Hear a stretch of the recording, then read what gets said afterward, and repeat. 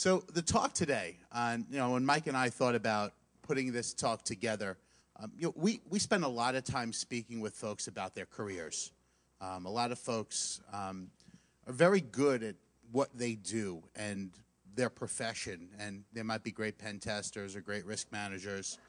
But a lot of times what happens is that in the throes of your job, you stop thinking about yourself. You stop thinking about what's the future. And I think a lot of times those things kind of weigh on your satisfaction. People get into ruts. And I think that when it comes down to it, you really have to start thinking about your career as if you were running your own company. Because at the end of times, you are the biggest money-making vehicle that you have. It's bigger than any investment. It's bigger than the stock market, real estate, obviously real estate. But I mean, especially in Vegas. There you go. But I mean, it's the one investment that you really control. And I think that if people took a more business-focused approach to managing their careers, satisfaction would increase, compensation would increase, and you would probably get to where you want to go a lot quicker. Michael Gerber, the famous author of a book called The E-Myth, writes a lot about entrepreneurship. And he says that one of the biggest problems for entrepreneurs, and both Lee and I are entrepreneurs, so we live this daily. One of the biggest problems that most entrepreneurs face is getting stuck working in their business too much and not working on their business enough.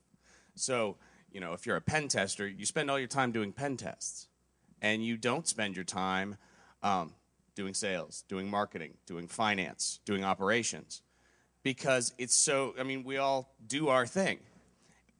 And if that's a problem for entrepreneurs who really, are aware that a business has all that kind of an issue, it's even more of a problem for us, as practitioners. Most of us work in our jobs almost exclusively. How often do you go to work and think, I'm not going to do my tasks today, I need to work on my career? You don't. You go do your thing for however much time, and then you come home and you're done. But that becomes a problem because that becomes, you don't progress over the course of 30 or 40 years. And frankly, that was something we could have done a long time ago. But security is really changing. And we've said it for the last couple of years wherever we've talked.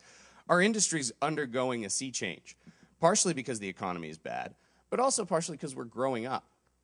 It's changed a whole lot in the last few years, and we see the job of the future, the next 5 years, changing even more than it's changed to this point. And I think the most important thing about the future is that time remains a constant in everybody's career, and the future will eventually get here.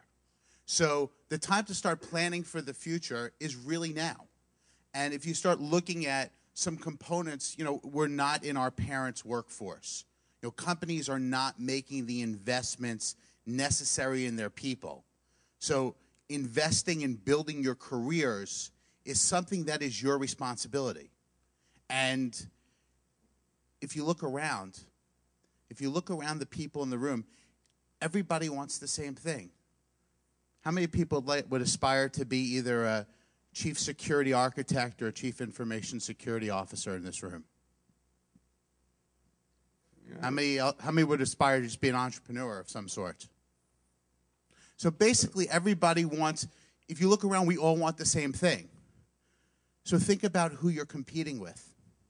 You're competing with everybody else in the room, just like in business. In business, the product vendors compete, the services vendors compete, the car manufacturers compete.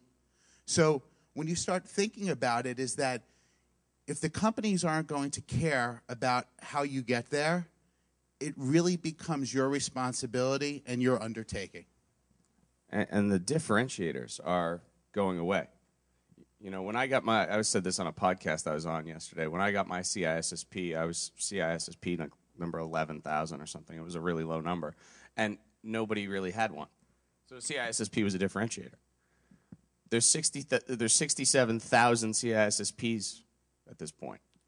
Is everybody feeling special now? Yeah, that's exactly it. Lee actually brought up we're going to change this slide at some point. to be a deli counter with those little ticket number things. You're number 67,000. Now serving. Yeah, now serving number 67,000. How does, there's no college football ranking system that says this person's number 2 and this person's number 67,000. It doesn't mean anything anymore. It's the price of admission. It's a signal of your interest in the industry and of a moderately baseline level of competence. It means you read a book. That's not a bad thing, but it's not a differentiator. It's not going to help get you where you want to go alone. It's going to be a component, but it's not going to be the only thing. And when in the past it was enough, now it's just a ticket to the party. And it's like, I mean, our industry is especially prone to this. It's like what you have to do is move to the point where you're managing your career as a business. We have a lot of friends who are really great practitioners, and they go out and start a business. You're a brilliant researcher. Okay, now I'm in business for myself. Well, most of those people just end up as contractors. They're not really in business. They're a contractor. If you're in business, you think like a CEO. Does anybody have any impressions what the main function of a CEO's role is in business? Harris?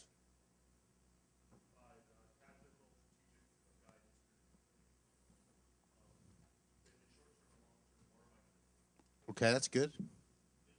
Vision? Go for it. Increase profit. I like profit. That's good. We're all fans of profit. Yeah. But to me, the way I've always been told that, I think all those are good answers. But what I always see is that the CEO's main job in a company is to make decisions, and to make decisions with the best interest in the company in mind. And when you start thinking about, when you start thinking about yourself as the CEO of your career. So just to draw some parallels is that where the CEO is making some decisions about the company and the company's well-being, in your own career, you're going to make your decisions about yourself and what your own personal well-being is. The great thing about decisions, and when you own those decisions, is that you get to reap the rewards, and you also get to suffer the consequences. You get the exorbitant CEO pay for your own business. You get 100% of the profits. And the thing is this, the CEO of companies accountable to everybody. They're accountable to their employees, their shareholders, their board of directors, their customers. When you're the CEO of your own company, you're accountable to your family. You're accountable to yourself. You're accountable to your employer. And to some extent, you're accountable to your peers in the industry. And the other thing is this, is that the CEO every day, they're basically auditioning for their job, auditioning to keep their job. And when you run your own business, you're always auditioning for your next position. Because every day you're trying out, every day somebody is judging you, and you have to think about that anybody who you can interact with can ultimately change the course of your life. I got a question for you guys. You're starting a business today. You've just been nominated yourself CEO of You Inc. What's the first thing you're going to do? Get a plan. First thing you do is you write a business plan. Because if you don't know where you're going, you're not going to get there. And it's amazing. All good businesses start with a plan. Now, they don't necessarily start with a 55-page formal business justification written up in, awesome, beautifully typed font and looking like the kind of thing that you send to a bank. But everybody has a plan. Napkin. Yeah, napkin. Napkin's good. Some of my best business ideas have been on the back of a napkin. But you have to know what business you're in. It's the first thing. What do you provide to your customers? What market is there for you? What's out there? What kind of stuff are you going to see? Who's your competition? What's going to keep you from being successful? What's the goal? And ultimately, what's the exit strategy? If you're starting a business today, you have to decide, am I building this business to still be profitable 40 years from now? Or am I building this business to be a quick business that's probably going to last 3 or 4 years? You can make that decision. I mean, when you look at businesses, some companies either, they go public, they get acquired, or some businesses are run as lifestyle businesses. So you have to think about it, how long do I want to be working? How much is my lifestyle a factor in making business decisions? So you start thinking about all these different components just as if you were running a company. How many of you guys have a written plan for your life and career, your own personal business? Hands high. Yeah, that's about right. Actually, that's almost exactly right. That's what we saw. We did a big survey a year and a half ago now, and that's what our industry said. And it's amazing. A few of you guys near the back of the room, put your hands up. You're all very much more likely better off than the rest of the room. You make more money, you're probably a more senior person, and you're probably happier with your job.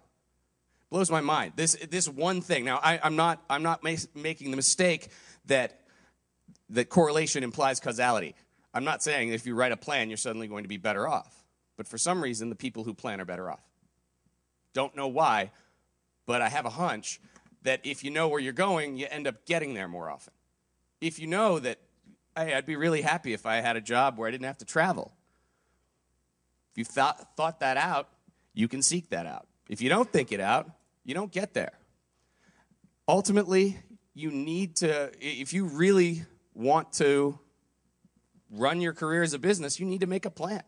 You need to tie where you're going to be 10 years from now to what am I going to do tomorrow? What am I going to do next week?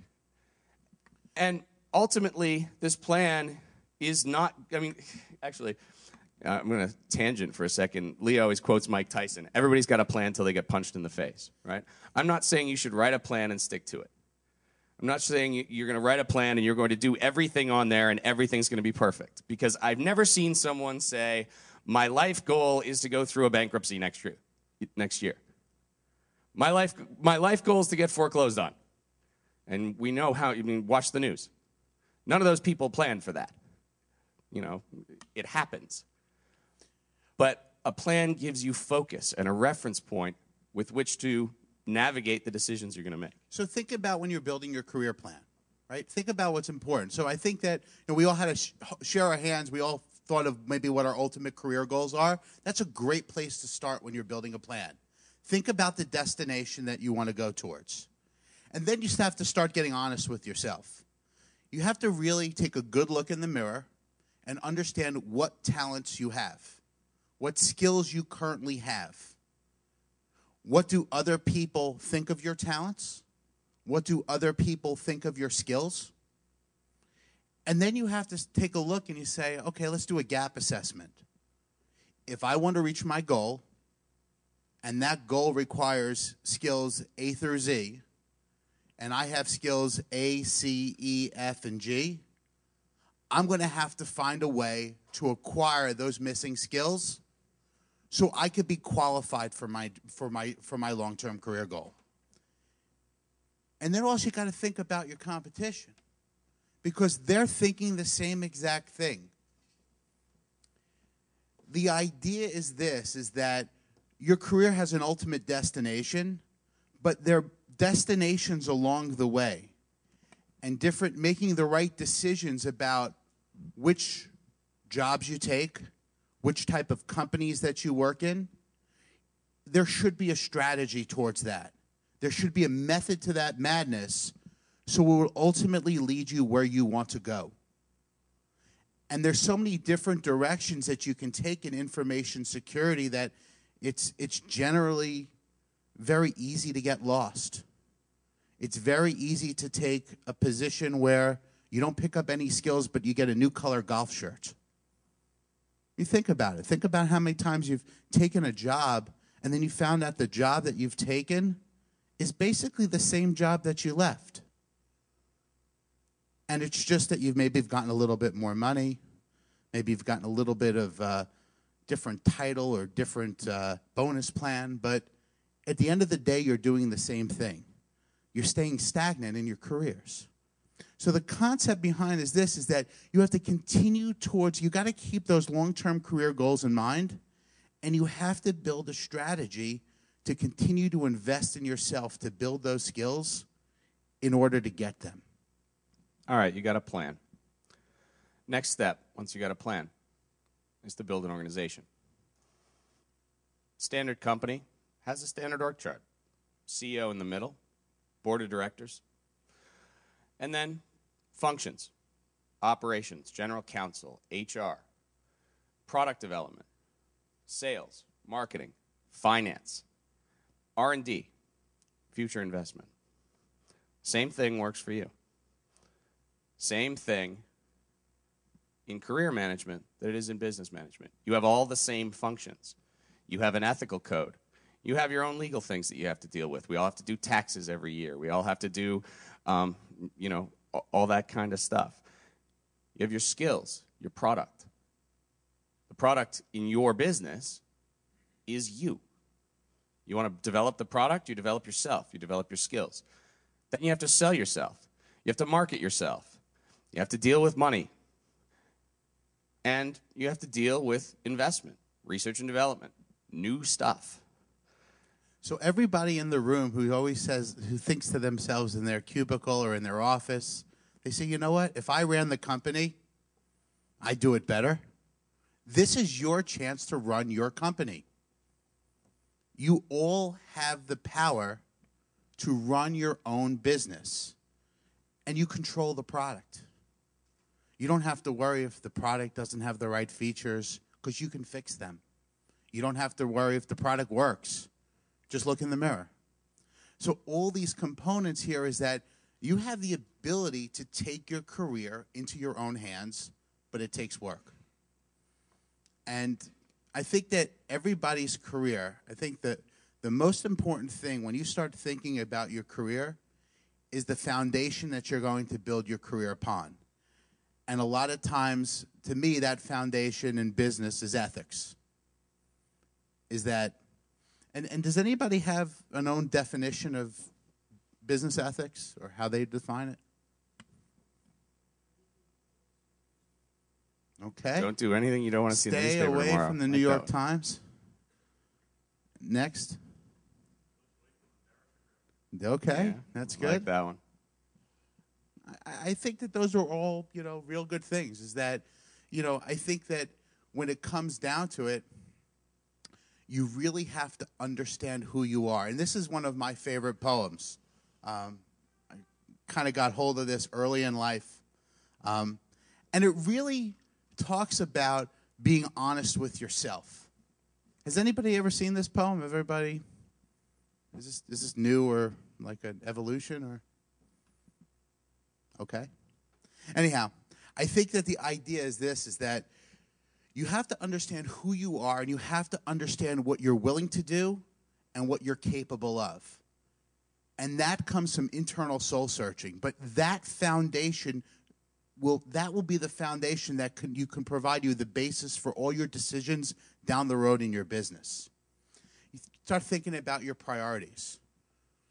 Anybody have a list of their personal priorities? Elements of it? A little bit. One guy in the back of the room.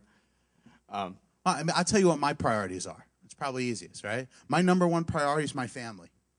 Number one thing. More important than anything in the world. Then the second thing would be providing for my family.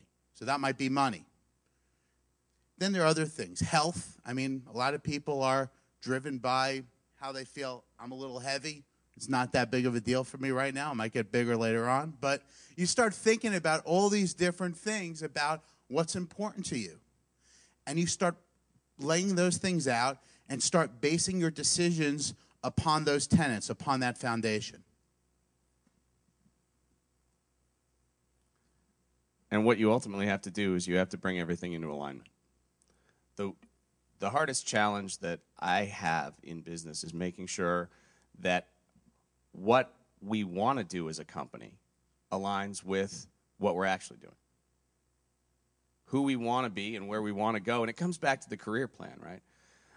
It comes back to the business plan. You set out a statement up front that says, this is what I'm going to do, this is who I'm going to be, this is how it's going to go. And especially in business, it's really easy to chase anything that comes along. somebody comes along and offers you a deal that is not part of what you want to do. It's not part of what you want to build. It's not part of who you want to be. And you have to decide, is that deal worth taking to be misaligned, to be off the current path, to be taken aside?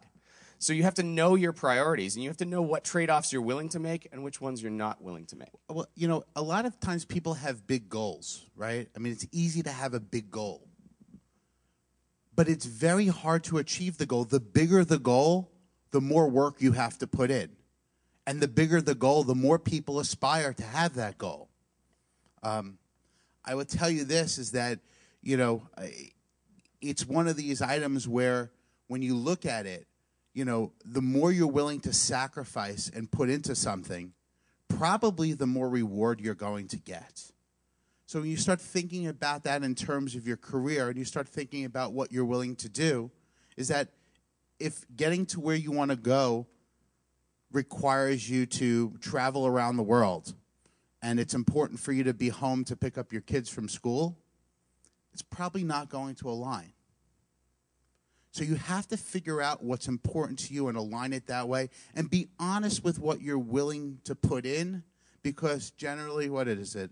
Garbage in, garbage out, right? So if you start thinking about your career in those ways, you have to then, by aligning the direction you want to head with what's important to you, you're more apt to get better satisfaction. You're more apt to accomplish a realistic career goal. So we'll ask the question, what matters to you? And when we did our one of our recent surveys, we asked this in a different way. What would you be willing to give up money for? I'd be willing to take less money for what? And what would it be for you?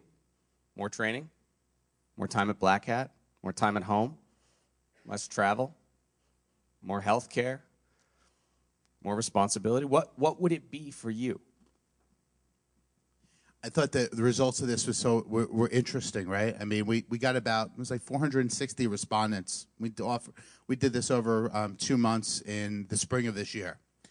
And the number one answer, you guys will see the chart, that 49% people, they said, I would give up money to save my ass. I thought that number would be bigger. I would give up salary to save my ass, generally speaking, but only 49%. So I thought that was a lot of confidence out there.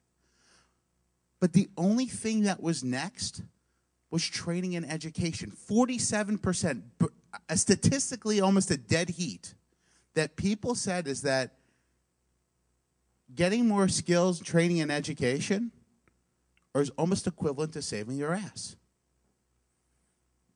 We're an interesting industry like that. And the other three, the next three things, between, were all real quality of life issues, right? I mean, basically work fewer hours, more vacation, which are to me, I think are the same thing. And the ability to telecommute, have some better work-life balance. You think about it, though, is that when you start thinking about your career and salary, that people are driven by things that make them feel better, that get them smarter. But you have to identify what's important to you. That is your business. Each business has different priorities. You managing your career are going to have different priorities than your neighbor. So once you've figured out priorities, it's time to talk about product development. It's time to talk about your skills. And this is where, we're going to sound like the standard career people. We're going to talk about skills and certifications and all that kind of stuff. But it goes beyond just talking about skills. If you think about it, like running a business. How many of you guys are on the product side of this industry, work for a vendor, or have worked for a vendor at some point?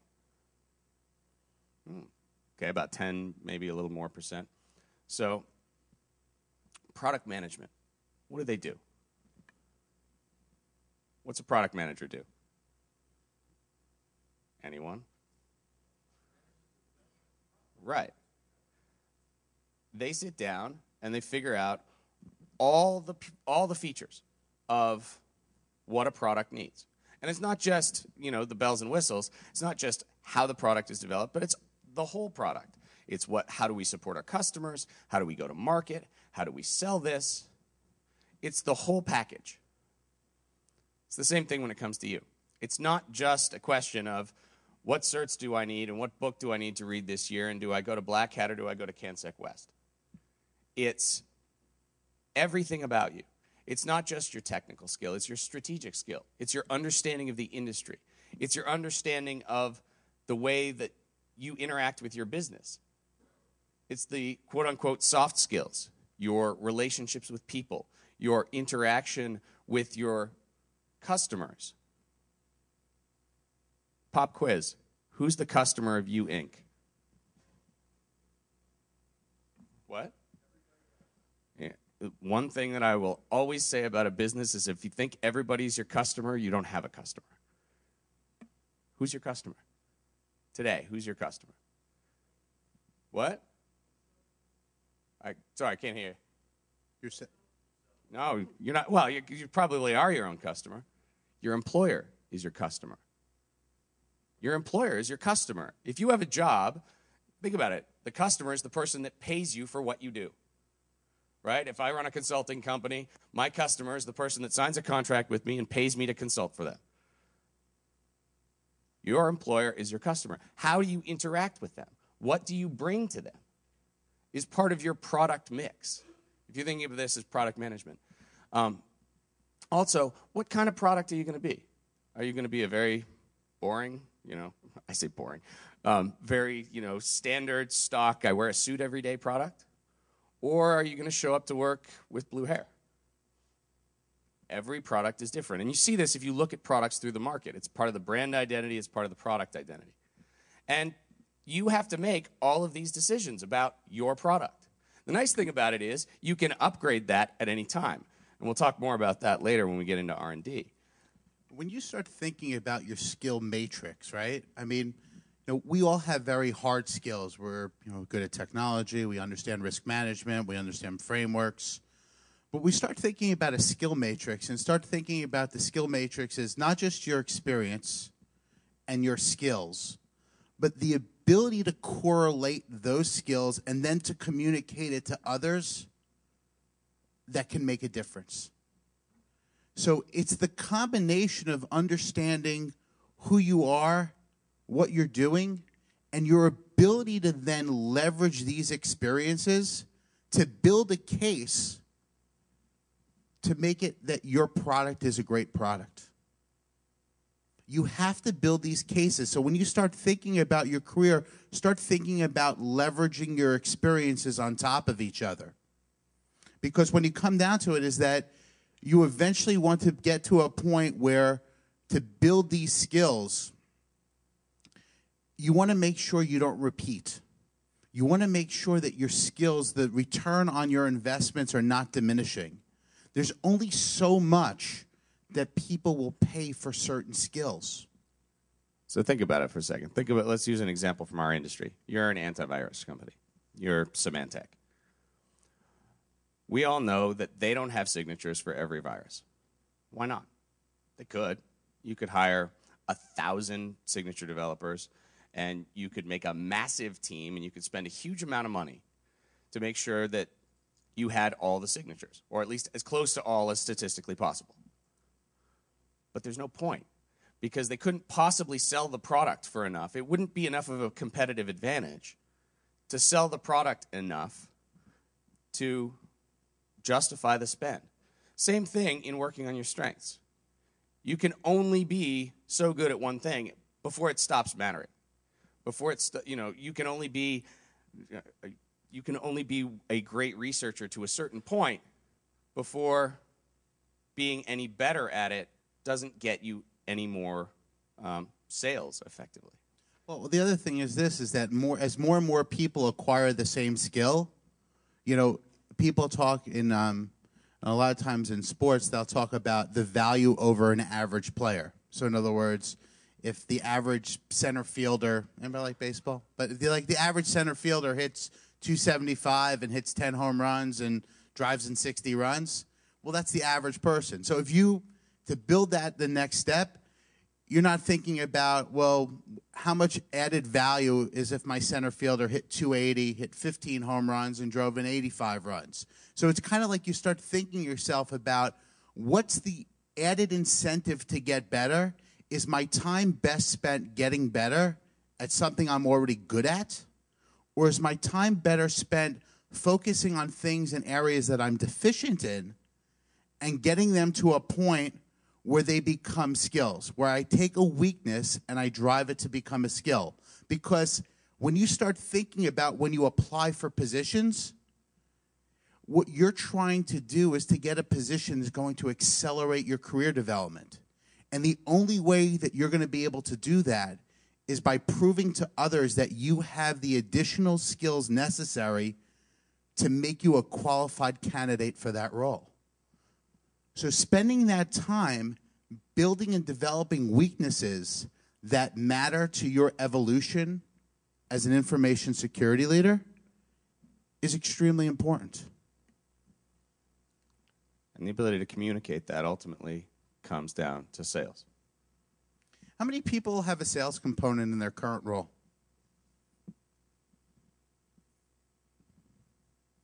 You know, we all have sales components.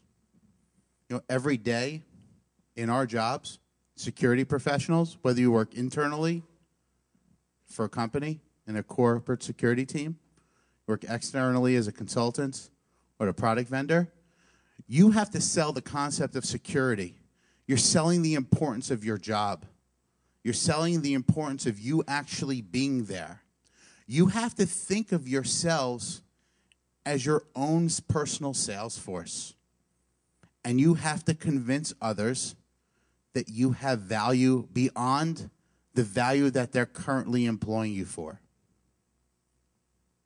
Does anybody here know the story of Thomas Edison and Nikola Tesla and how they were sort of intertwined? Why does everybody know Edison and nobody knows Tesla? It's because Edison was a great salesperson. They were both great inventors. But Edison sold his ideas. And Tesla sat in a lab and came up with crazy stuff and was the traditional mad scientist. And the difference between being famous through all of history and being a crackpot admired by a few is sales. We sometimes think, especially in the more lofty sort of academic ways that we often get around Blackhat and conferences like it, that the people with the best ideas are the ones that win. Nope. Sorry. Hey, you know, it's one of those sad but true facts of life that you can be the smartest person in the room, but if you can't communicate that, if you can't sell that, you're done. When you stop selling yourself, your career will die. You will become more and more irrelevant. Others will pass you by. I mean, you could probably see, this is, I've been to every Blackhat. This is, like, I guess 13 years at this. I remember it was like 100 people at the hotel's not even there anymore. But if you think about it, I remember meeting people at that conference that are not even in the industry anymore. A lot of the people's skills are irrelevant. You know, they became the last buggy whip maker. They stopped being out there. They got tired. Sales is perpetual. And, you know, you said before when Mike asked the question about, you know, who's your current customer? And you said, but you know what, though? You had the right answer to this question. I mean, who's your potential customer? And that's the answer, is everyone is your potential customer. You're always interviewing for your next position. You're interviewing for every day when you go to work. You're interviewing it through your social networks. You're interviewing here at the conference when you meet people at Blackhat. That impression that they get, just being able to kind of, that interaction that they have with you is going to become memorable at some point in time. Let me jump in and ask a random question. How many people have ever written a sales letter? Thank you for jumping ahead. Nicely done. You've seen the talk before. Yeah, and I'm on the hotel's wireless, so you might be on my. Yeah. Yeah. I trust everybody. Like what, 10% of you put your hands up, but if I asked you how many of you have a resume, I bet there's nobody in the room that doesn't. Well, what's a resume? It's a brochure for you. It's a sales letter for you, right? If you think about it that way, it becomes a very different tool. Because we were all taught, and Lee said it earlier, we don't live in our parents' world. We don't live in the world that, you come out of college and you send a nicely formatted CV via the mail to a response to an ad in the local newspaper classifieds. A resume is a sales letter. A resume is a sales letter that says, hey, I might be calling on you later. You've all dealt with salespeople at some point if you've walked through this conference. They get your email address when they scan your badge, and then they send you something. Well, that's exactly what you're doing when you're sending a resume. If you think about, where everybody being your potential customer, I think that, one of the things that people forget is that they go to places or they put themselves in position where they don't have unique skills, where, they want to speak at a security conference, as opposed to if you wanted to become the chief information security officer in the healthcare industry, instead of speaking at a security event, you might want to start gravitating to go to healthcare events. So the idea is that you have to go to places when you're selling yourself, to places where you are the unique one. You go to places where you are the oddity, where you have information that people can't get anywhere else in the room. You become that expert. You think about it, when you have a product need and there is a solution that really will solve your problem, you might be the one that calls the salesperson. I mean, how easy would it be to interview for a position if somebody called you up and said, hey, we have an opening and we think you'd be perfect for it? Not much of an interview process, right? How much different is that than if you just send your resume to some blind website and, you're one of 150 people in the black hole of monster.com or some internal HR function? You think about that. You have to seek out opportunities. You're always out there selling yourself. And you could sell yourself in ways where just by volunteering yourself, getting out there and trying to help others, help people in your current companies solve security problems. Go beyond your job descriptions. Build friends within your organization that become folks that count on you.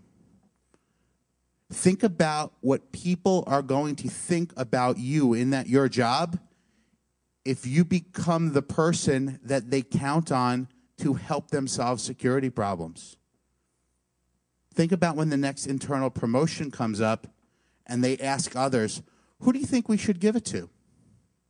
Well, if an executive VP in an organization says, you know what, I don't know much about security, but Patty, she really solves my problems for me. Every time I have something, she's great. She communicates well.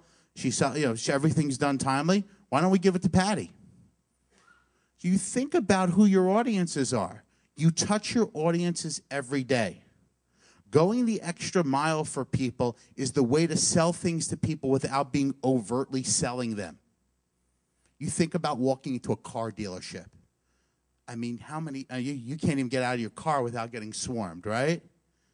You don't want to be that person. You want to sell through knowledge. You want to sell through the fact that people are going to like you. You want to sell through that relationship. You want to build those relationships, and those relationships can be found everywhere.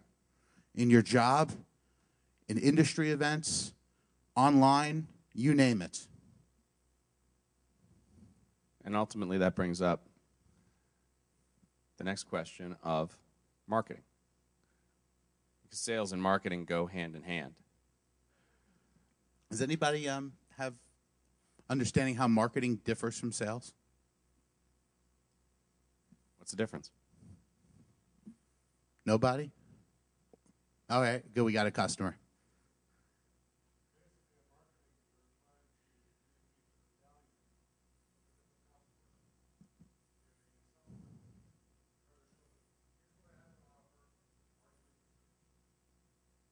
Okay. Anybody else?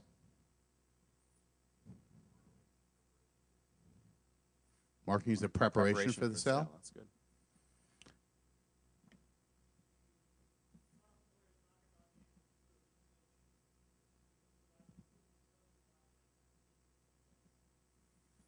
Market, market awareness, Carol?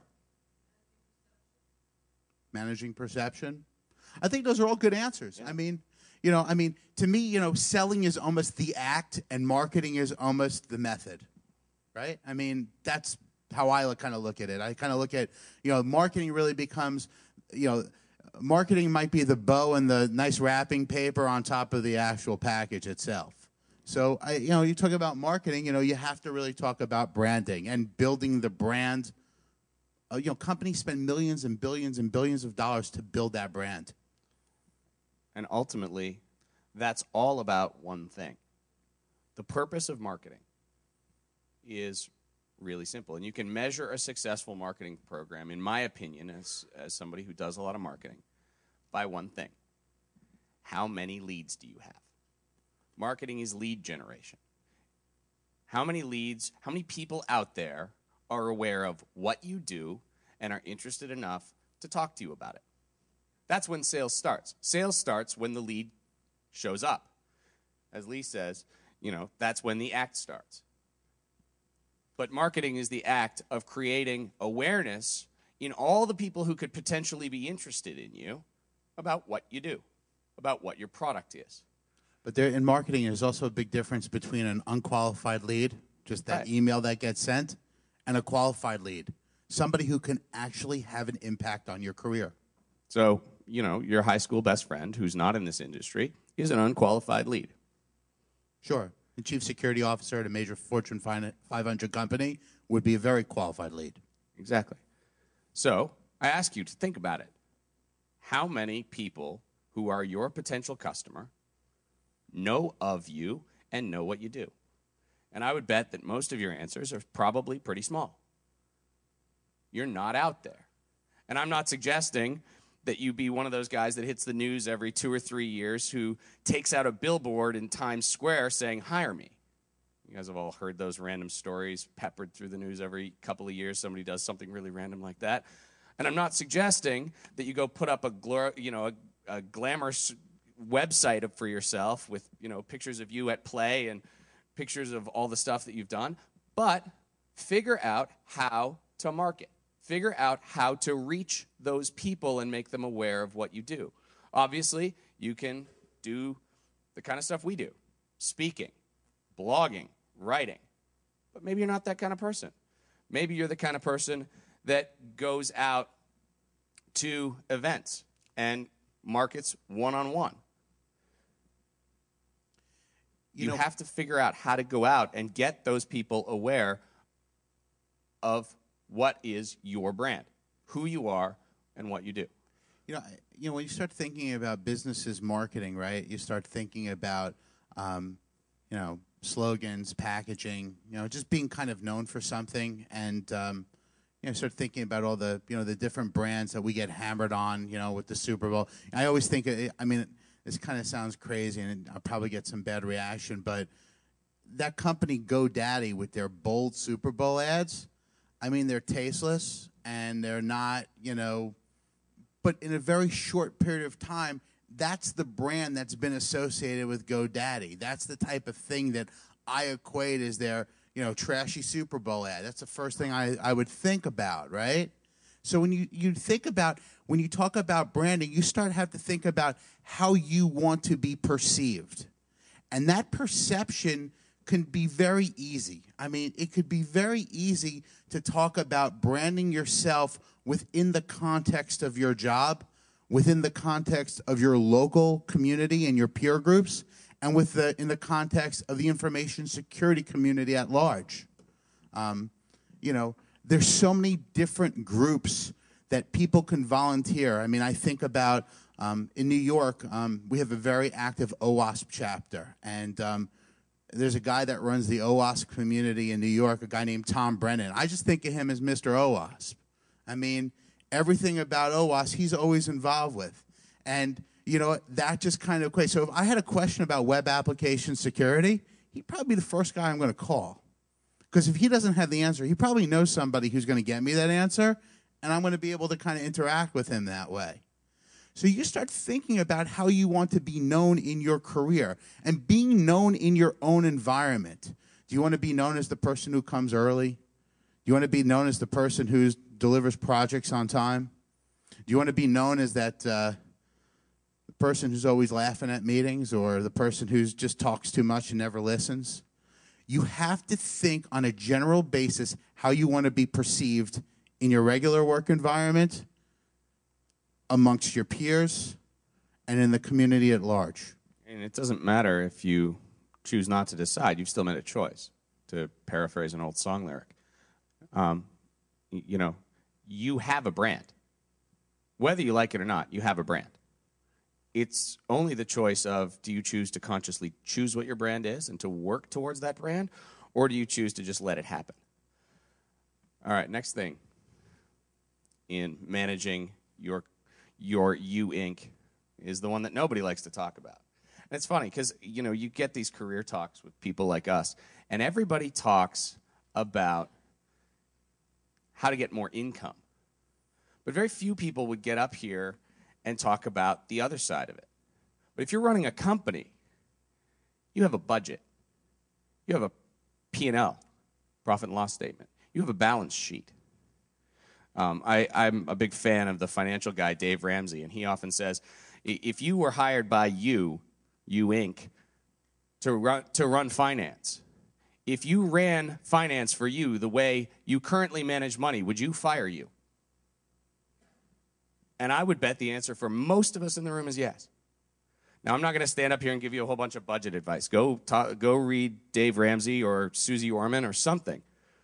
But you don't just get to think about the income.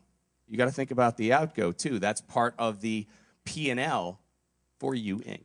Well, one of the key reasons that the outcome or how you budget and manage your life is important is because if you're under financial duress, you cannot make good decisions.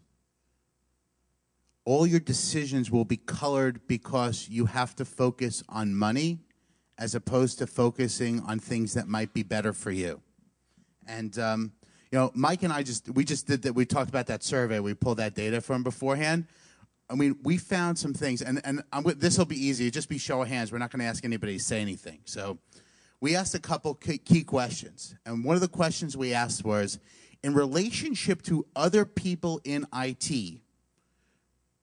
do you think that have the same experience that you do, because you are a security professional, how many people believe that they're entitled to earn a bit more money?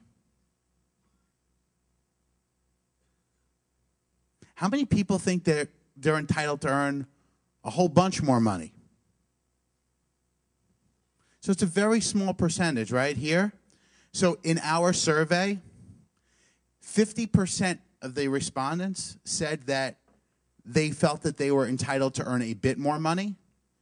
33% of the respondents said that they were entitled to earn a lot more money. So 83% of the folks that responded to our survey thought that because they were a security professional, they deserved to earn more, just because they did security.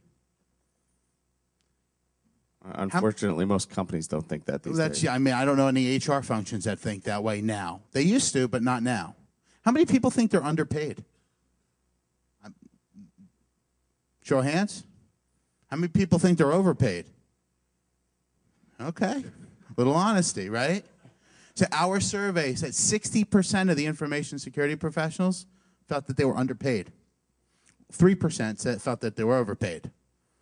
That's about right in this room. So, how many people got a salary increase last year? How many people were happy with their salary increase last year? Yeah, that's about right. How many people were disappointed with their salary increase? Very good.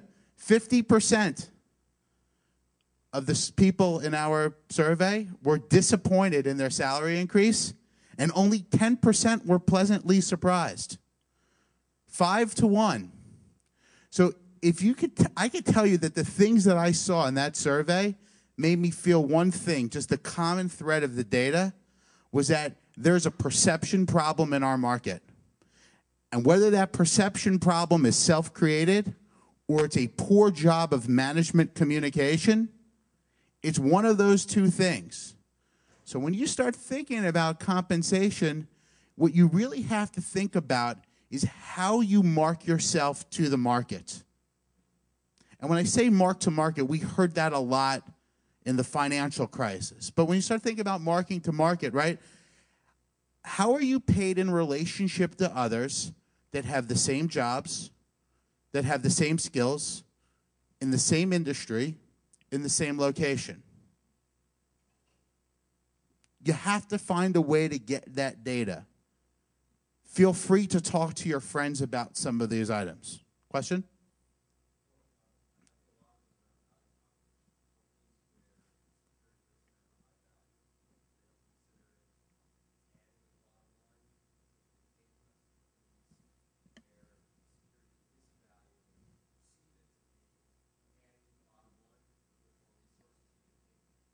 And what that comes down to is ultimately customer selection.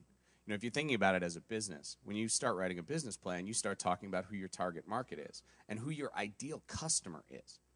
You know, I know for one of my businesses that my ideal customer is the person that really cares about deep technical security. If someone's just looking to check a box, I don't want them as a customer, and I will turn them down.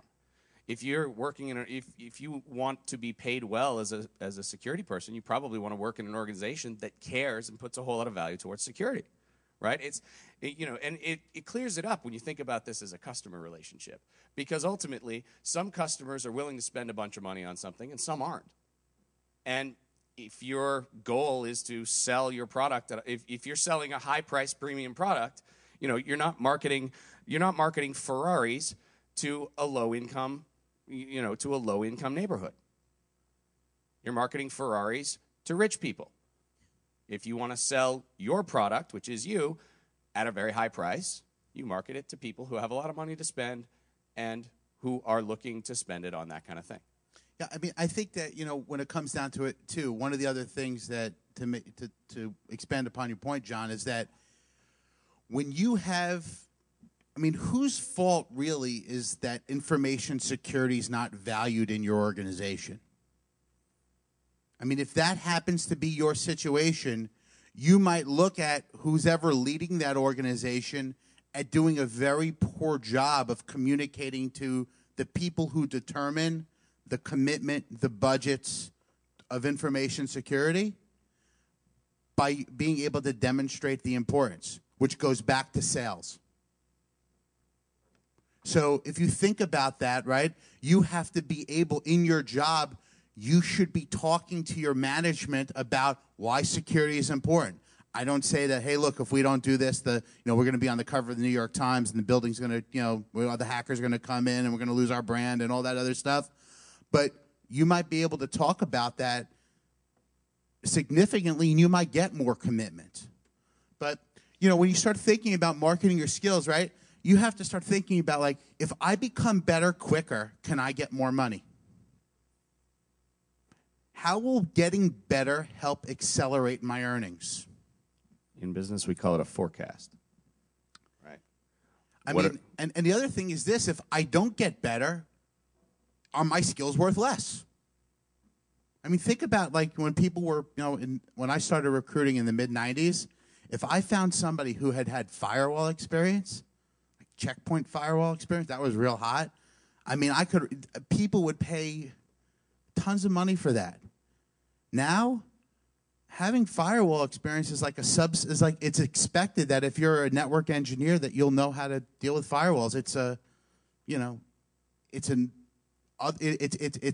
line item on the job. It's not the job itself. So if you think about that, think about the skills that you're known for today, what the market value of those skills are now, and what the market value of those skills might be in 3 years. Is there going to be more need for those skills, or are there going to be less need for your skills? And ultimately, you get to make choices about how your customers are going to pay you. part of understanding your own financial situation is understanding how much compensation I need. Do I want to be a high-priced product right now, or will I take a little less while I develop that version 2.0? It's funny. We're a very education-driven industry, as we saw earlier. You know, the 47% want more training, and only 49% want to keep their job. Most people in our industry will take less to develop their product more, because it's a very product development oriented industry. You know, I always use accounting as my example. The rules of accounting haven't changed much in the last 100 years. The rules of information security, you know, if you still knew only what you knew in 2005, you would be completely useless to your employer.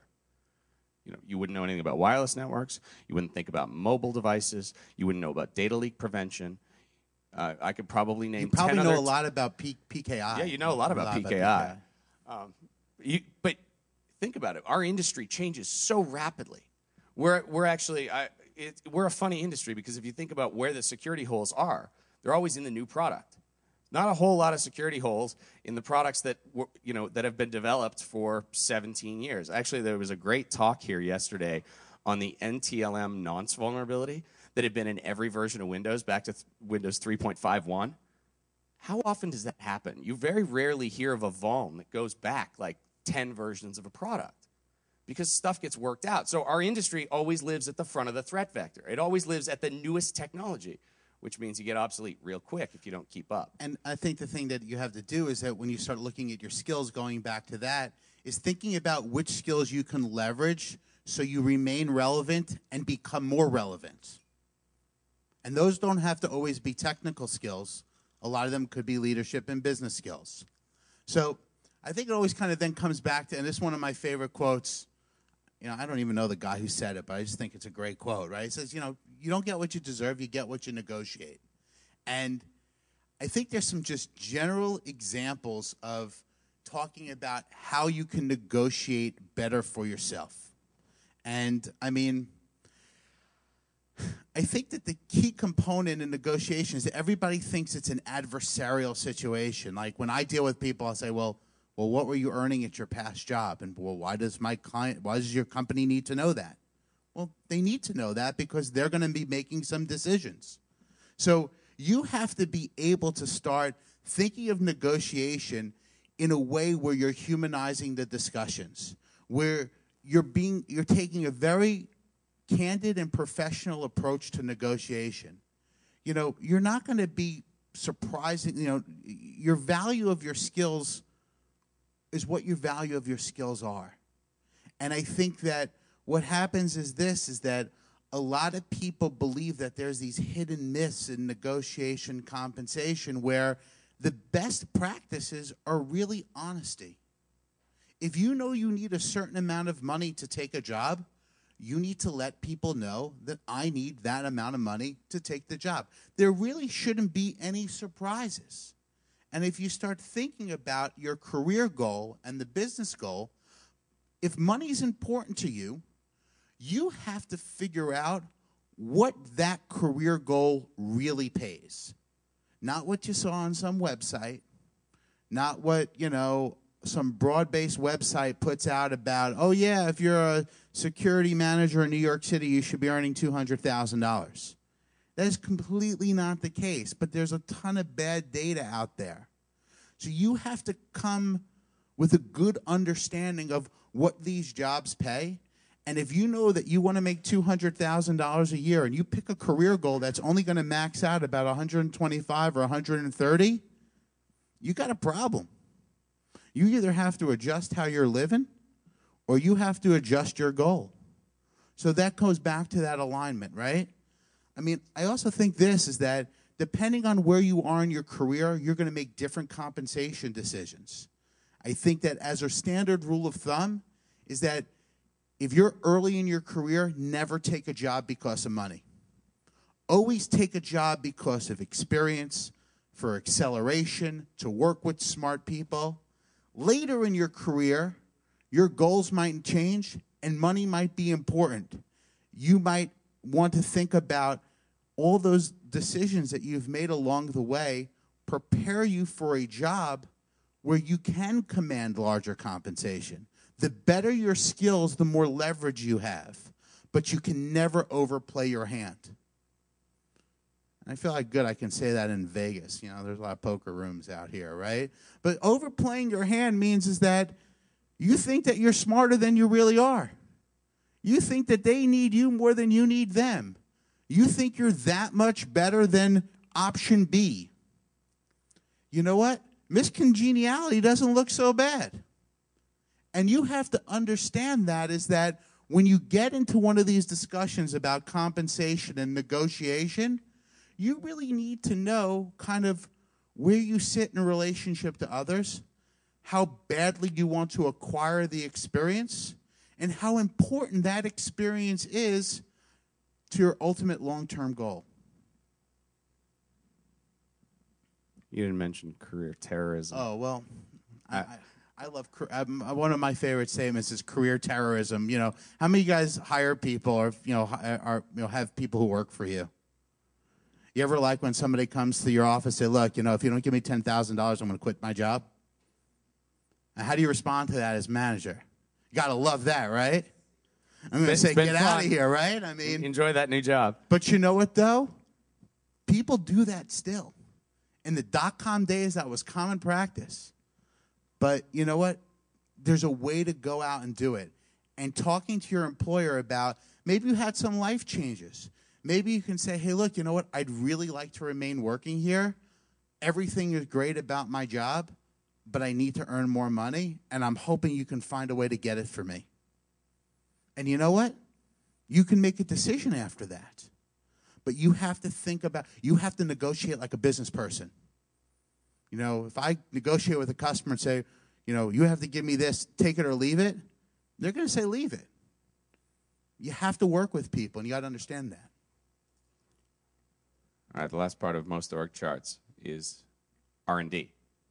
And when we're talking about R&D, we're not talking about it the way most security companies do it. We're thinking more like an Intel or a GE, where there's actually the thought of real investment. You see it on the news that GE allocates $200 million to research and development, which basically means, how do I go out and find new stuff? How do I put new stuff in the pipeline that will be part of the product in 3, 4, 5, 10 years that will continue to make my business evolve? I mean, if you don't invest in yourself, if you don't reinvest in your career is going to fail. That's going to be your exit strategy. Failure, redundancy, mediocrity.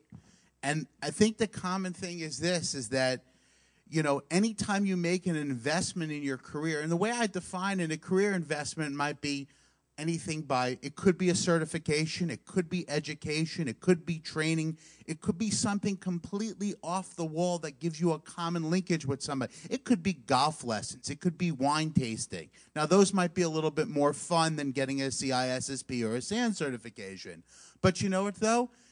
You're also playing to your audience.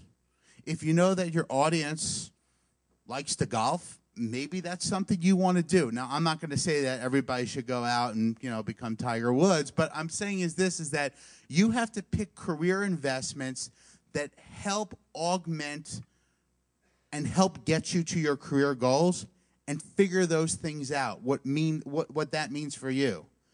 And getting back to like some of these standard investments like the CISSP and all these other like a basic training or coming to a conference, those are good investments, but they're all safe investments. Think about how many people come here. Think about how many CISSPs there are. They're going to sustain your business. They're not going to grow it.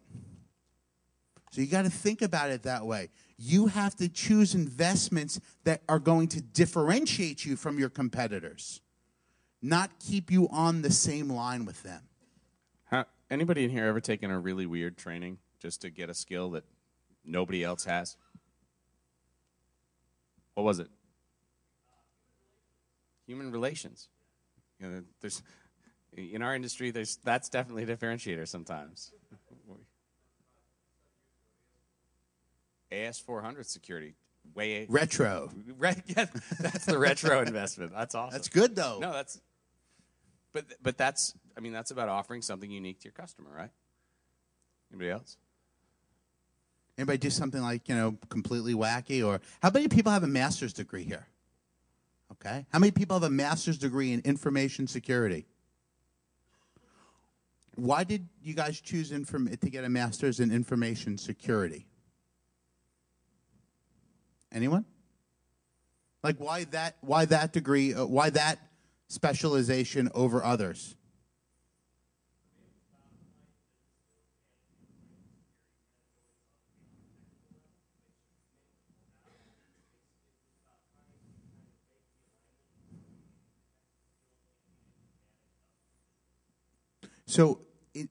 Question. So, when you were deciding that, did you decide more to focus on information? Why didn't you focus on like more of an MBA type of a skill program as opposed to information security?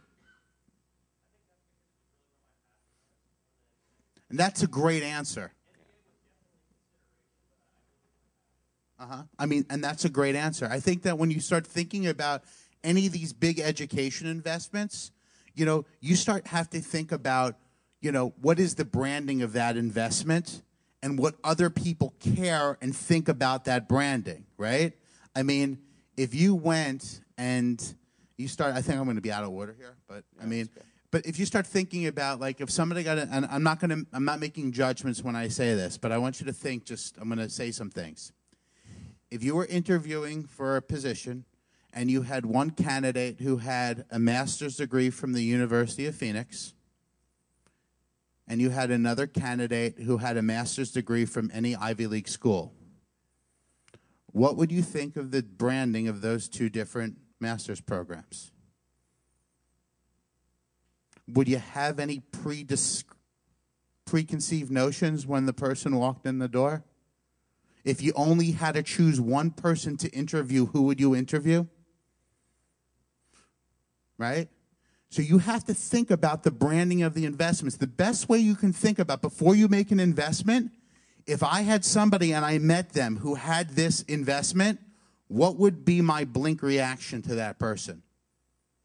You have to think about that with your career, because you're going to spend money, you're going to spend your time, you're going to spend your effort, and there's going to be sacrifice. So before you go out and plunk down money and plunk down your time, think about the value of that investment to yourself and to people who are going to help you get to where you want to go. And ultimately, what Lee's saying is that you have to calculate return on investment. You have to calculate your ROI.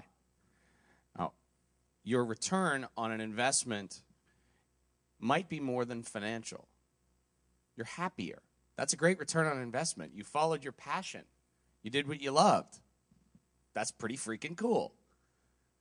It might be that you have increased career acceleration, opportunities for more things, more access, more respect. These are all intangible returns on the investments that you can make. But you have to think about it. Sure. And so we're running a little bit low on time, so I'll give you my our 3 standard rules on career investments.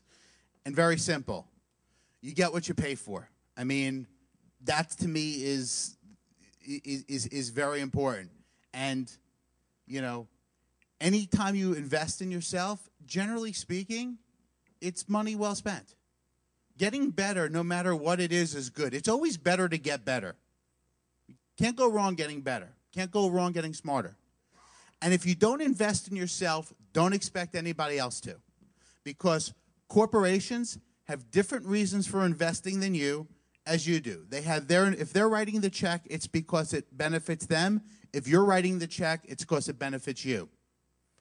And you got to think about that. All right.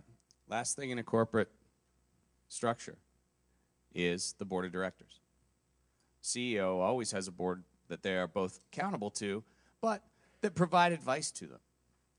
So I ask you, who is your board of directors? We often, the word mentor has been thrown around a lot in our industry in the last couple of months. This is where mentorship comes in. Who do you go to for advice? Who do you go to talk about your career? And your board of directors, you should identify who those people are. Who are you going to talk to the next time you make a career decision? I know who mine are. I have 4 people that I always talk to.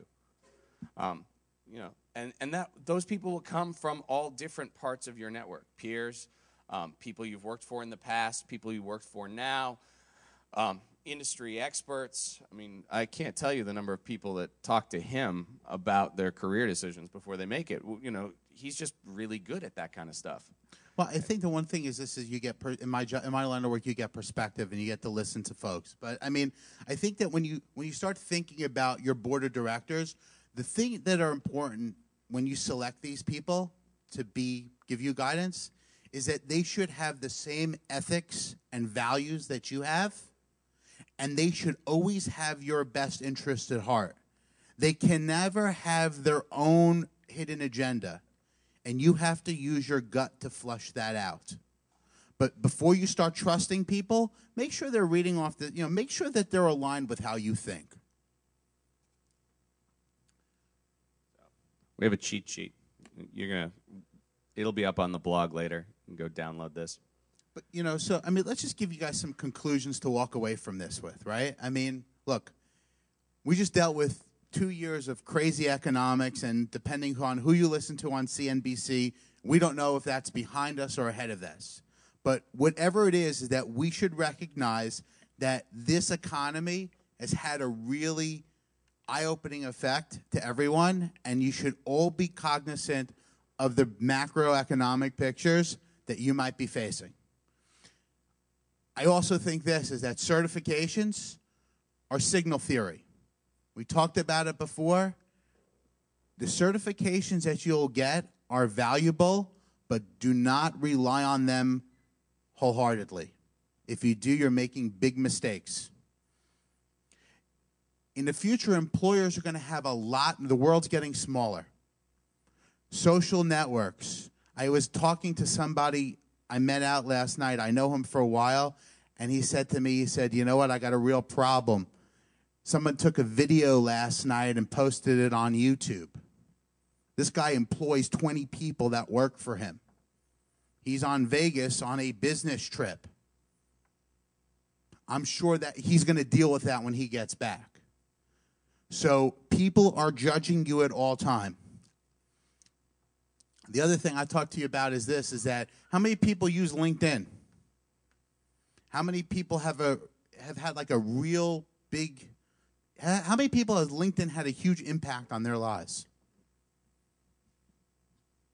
So the idea of a network and the idea of a meaningful network are 2 different things. So you have to think about building a meaningful and effective network, not just building a network. Your network has to be actionable, it has to be responsive, and it has to be able to get you a result. That's key. Security pros are going to have to be a lot more business savvy in their career. When we do a CISO search for a client, instead of them asking, can we have a security person who understands business, they ask us, I need a business person who understands security. That's the litmus test now. When you start thinking about your career itself, is that you have to write that career plan. Take some time, write that career plan. Think this out. Think about where you want to go, where you want to get to. You will be less disappointed. If you have a plan, you'll probably act towards that plan. And you're going to have to differentiate yourselves from your peers. Everybody wants the same thing. Security is becoming more and more popular. Competition is heating up. For every good position that we recruit for, everybody's qualified. It's just the degree of qualification and the nuances of the customer who's making the decision. And just to wrap up, if you look at all the functions on that cheat sheet, try and imagine running a company without one of them. Imagine running a company without finance, or without sales, or without marketing, or without a product. You can't. You can't run your career without it either. Take this and use it. It's if you are not doing all these functions, you are selling yourself short. Period. End of story. Thanks, everybody. Thank you.